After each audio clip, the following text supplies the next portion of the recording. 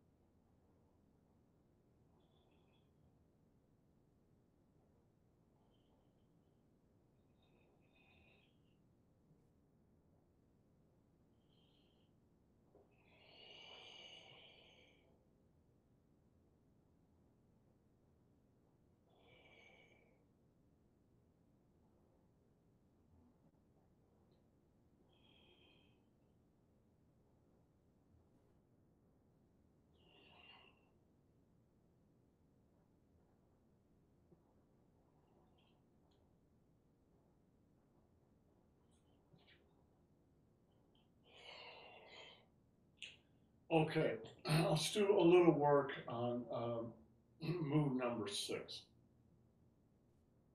And what I really wanted to work on was just, there's 3 parts to move number 6. Fronting this direction, changing direction, and then fronting this direction. I just want to work on this section here. This is, because there's no footwork here, all you're really focusing on is the weight shift. And that kind of simplifies everything, unlike a lot of the other moves where there's a lot of action going on. It simplifies everything and it'll let you focus in on syncing and specifically syncing in the claw. So let me, in fact, outline my claw here.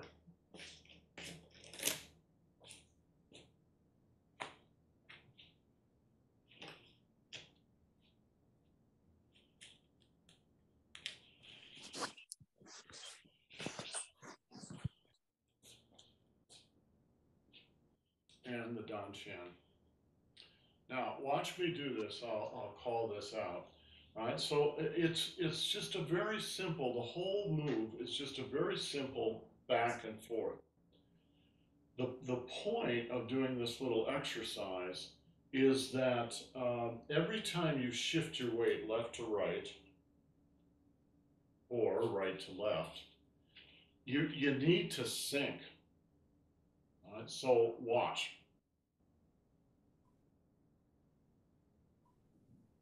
Sync. Sync. Sync. Sync. Sync. Sync. Sync. Sync. All right. Susan, is that obvious what I'm talking about? Yeah. Okay, now the truth is, you do that all the way through the form, and you do it through every form. But it really shows up here just because of the simplicity of the move. Just very simple, going back and forth, back and forth. So I just want to practice this with you guys a little bit, so you really get the feel of doing it in your body. And then we're going to watch a little video. You've seen it before. We're just going to watch Yamaguchi do the first 6 moves like we've done here, right? And just watch the way that he does it. Okay, so do this with me. This move begins where single whip ends.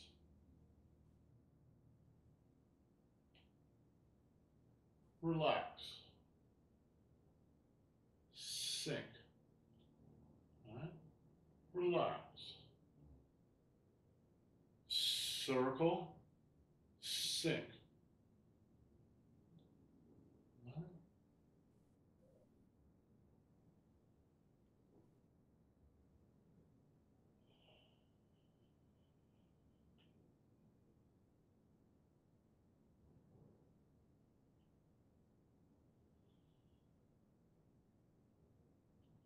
All right, I'm going to call out all the places we sink.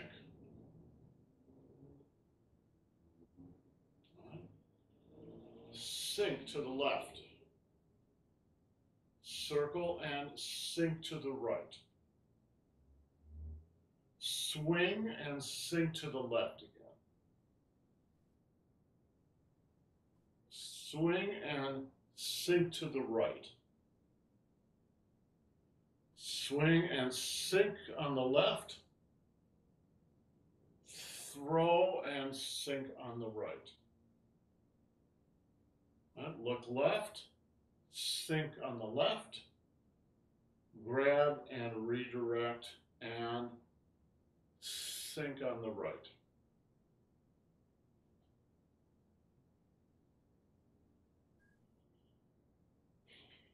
Sink left,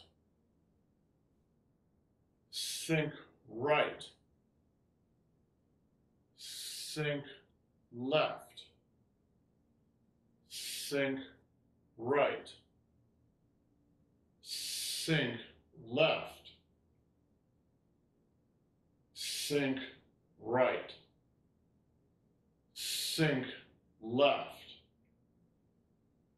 sink right.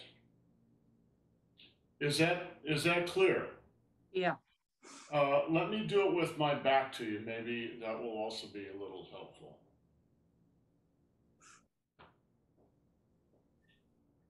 Sink to the left. Sink to the right. Sink to the left. Sink to the right. Sink left. Sink right.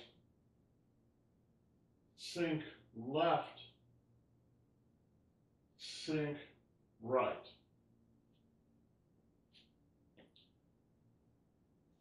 Okay, let's any questions on this? It's a very, very simple concept. It is perhaps a little trickier to do than it is to understand, and to incorporate it in your form takes a little work, right? But let's try it. Susan, why don't you lead us in the first one? And oh, by the way, call it out: sink left, sink right, etc., etc.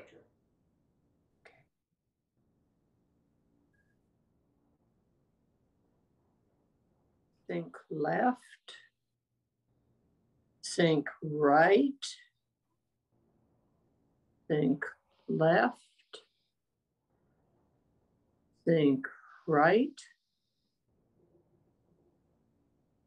sink left, sink right,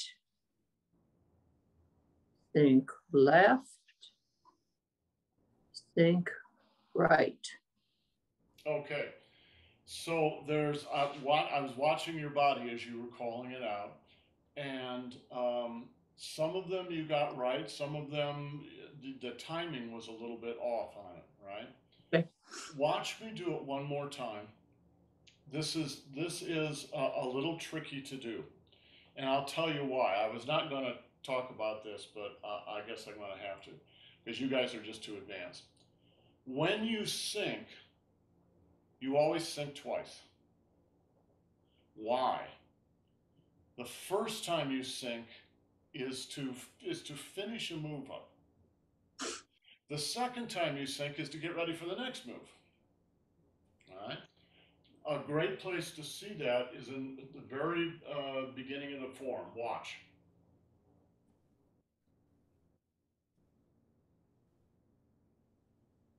Sink.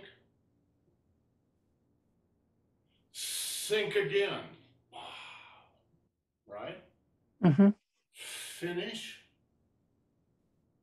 Now wind up and go for the next move. So you're going to sink twice. Mm-hmm. The fact that you're sinking twice means you've got twice the work to differentiate in your mind where you are doing and what you are doing, right?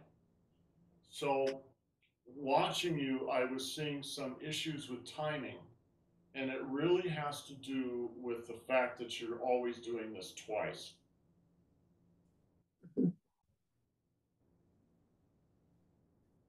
All right? Sink. Sink again. Sink. Sink again. Sink. Sink again. Sink. Sink again. Throw. Look left. Sink. Sink again. Sink. Sink again. Boom. And so forth. I do it without thinking about it. Thinking about it will drive you nuts. But that's just because I've got so many years of doing this that I don't have to think about it anymore. The point, Malcolm, I actually think that thinking about the double sink is helpful, because like when you just think, you're like, okay, I'm gonna think, and when you're like, no, really think, you're like, oh, yeah. Okay. That's true, Rand. That's exactly true. The point of this little exercise is not to take you from beginning level to high level all in one shot, because you just can't do it. It takes time to get through it. The point of the exercise is really what Rand says. It's to remember to sink. remember to slow down and sink, because without touching the ground, both mentally and energetically, you won't really touch it physically. You won't be able to use the ground reaction force. All right. All right. Let's try it again. Susan, why don't you try it again? It was good before. It'll be great this time.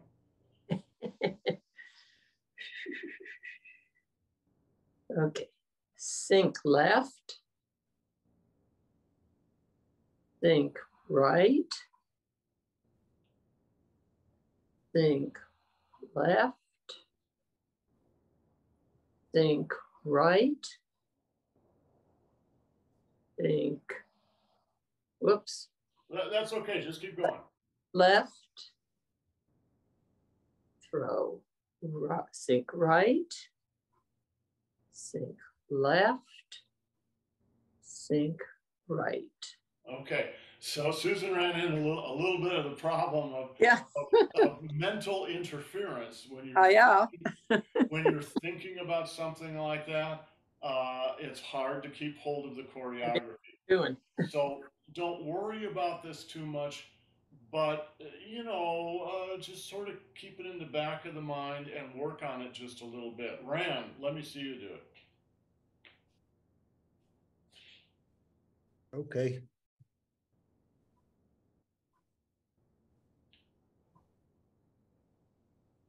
Sink left. Sink right. Sink left. Sink right. Sink left. Sink right. Sink right.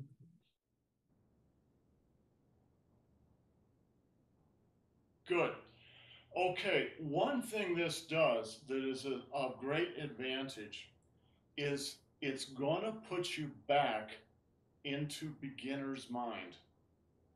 You should never lose beginner's mind in Tai Chi and Qigong, because trust me, there's always a next page. As far as I can see, it never ends. The story never ends. You just get better and better and better at this, and you got to stay in beginner's mind, all right? Which is kind of a little bit awkward. It's a little bit of an awkward place to be because things don't quite fit together. You're always working on something new, right? Let's watch Yamaguchi do this again. So make yourselves comfortable, and I'll cue this up.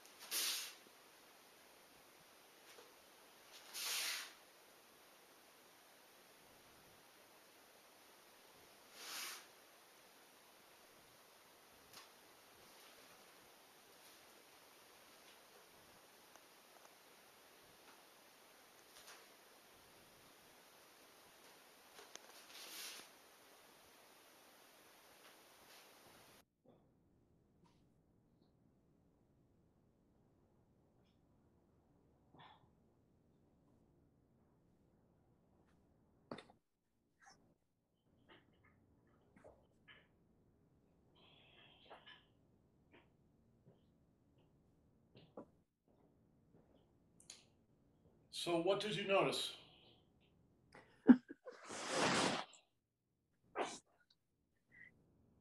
Oh boy, it's hard to say. I mean, you got that he was sinking. You didn't see him move though. When you're working at a very higher level than we're working right now, there's not as much movement in the physical body. Mm-hmm. And that has to do with this little metaphor here. What's sinking is the sand, the blue sand. Mm-hmm. But the structure, the glass and the wooden structure, that's not changing. Mm-hmm. So the sand actually represents your chi. The cabinet represents your physical body. So you can sink without necessarily changing your physical body hardly at all. Yeah. So Master Feng used to say, if I don't show you, you won't see it. Mm-hmm. If I don't, in a sense, kind of exaggerate a little bit physically, you won't be able to see what's going on. Now, once you get much more sophisticated, then your eyes get more sophisticated too, and you can see it. But it's that idea. Nevertheless, you can see him sink because he is obviously sinking a lot. Everyone has the same reaction to him that I have too. Everybody loves watching him. Mm-hmm. Why? What is he doing that is so attractive? To me, what's attractive about it is two things, and they're really just two sides of the same coin. He seems very present. He's really in the moment. He's not rushing ahead. He's not lagging behind. He's just right there. And that sounds like the simplest thing in the world, but it's not. No.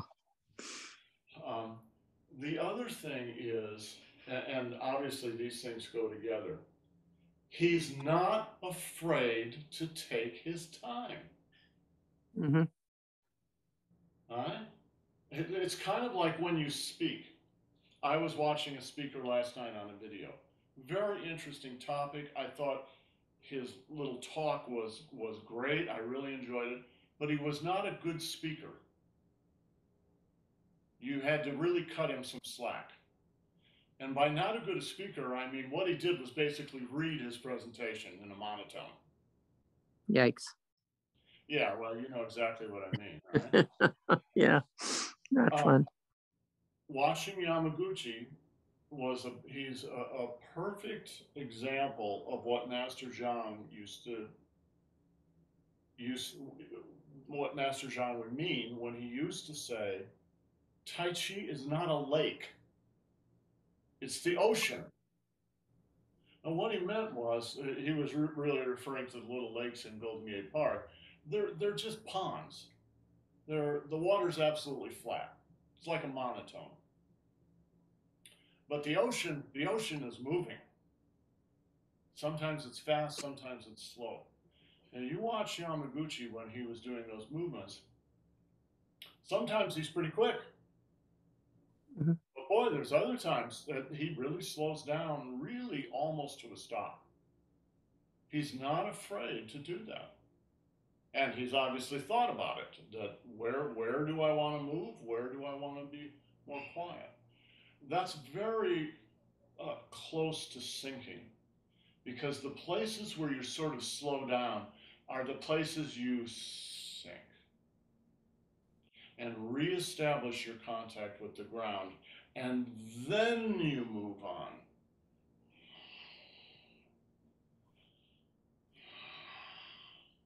And sink.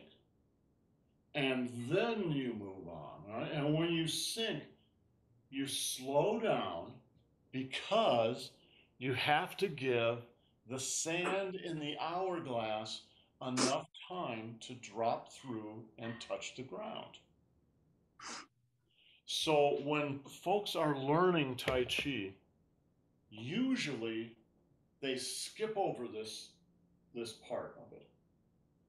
You're just learning the choreography, and there's no variation in speed, and there's no appreciation for syncing. But I swear, guys, without the syncing, without your mind and your chi touching the ground, it is not Tai Chi. What it is a Tai Chi-like dance. And in a certain way, okay, well, that's okay. But I just don't want to teach that, and I don't want to do it. Tai Chi is about opening and closing, yin and yang. It's about movement and stillness, right? It's those variations in there. So this is a very long-winded way of encouraging you to just search for that. And especially that very simple idea. Watch. All right?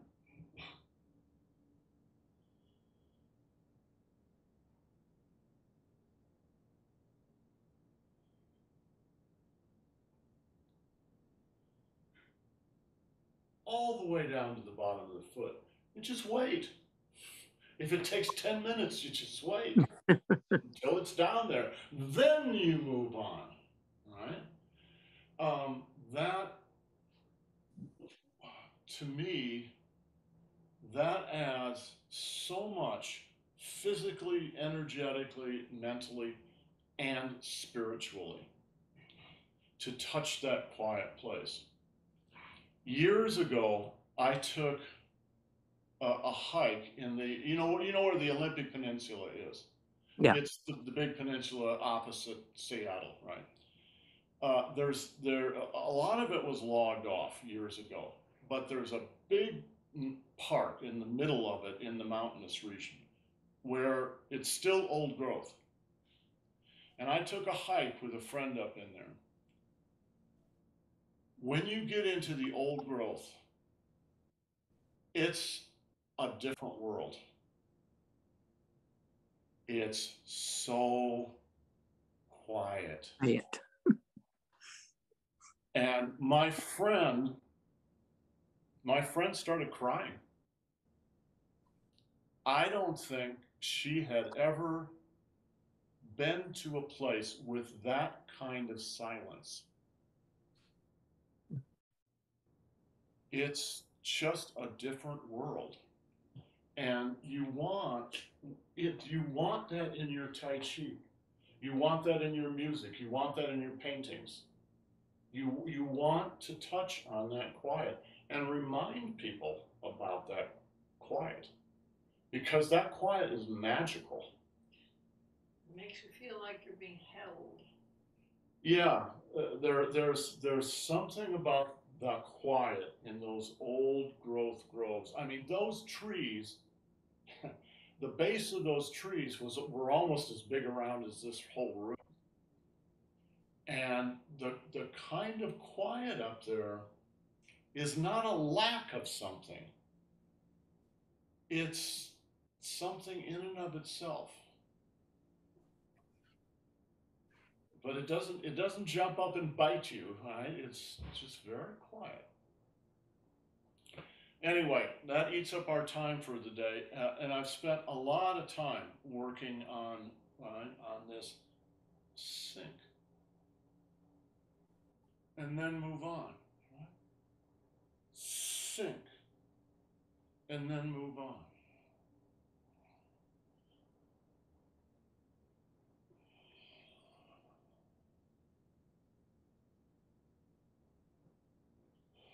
Sync. And then move on. If you want strong yang, you got to develop strong yin.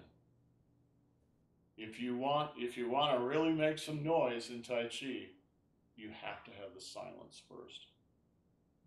Okay, guys, you have yourselves a great day. All right? Thank you. See you next Yeah, time. this was very helpful. Thanks. I'm glad. See you next time, guys. Mhm.